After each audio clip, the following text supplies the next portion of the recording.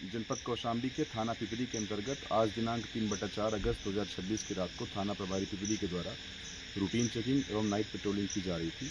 तभी उनको सूचना प्राप्त हुई कि रतगहा चायल मार्ग पर एक अज्ञात बाइक से दो अज्ञात व्यक्ति तेजी से भाग रहे हैं। उक्त व्यक्तियों की सूचना प्राप्त होने पर थाना प्रभारी पिपरी के द्वारा थाना प्रभारी चरवा को सूचना प्रदान करते हुए मौके पर पहुंचा गया।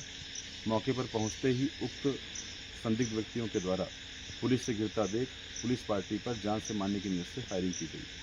पुलिस द्वारा आत्मरक्षार्थ जवाबी फायरिंग में एक व्यक्ति को पैर में गोली लगी है तथा दूसरा व्यक्ति भागने में सफल रहा है। घायल व्यक्ति से प्रारंभिक पूछताछ पर उसने अपना नाम प्रदीप पुत्र किशन पुरा मुफ्ती थाना कमिश्नर प्रयागराज का बताया है तथा प्रारंभिक पूछताछ उसने यह भी स्वीकार किया है कि दिनांक 31/7/2026 को थाना पिपरी में घटित स्नैचिंग घटना में वो शामिल था और उसके द्वारा ही स्नैचिंग घटना कारित की गई थी अन्य साथियों के साथ मिल करके। इसके अतिरिक्त 2/6/2026 को चरवा थाने पर घटित दूसरी घटना में वांछित अभियुक्त है।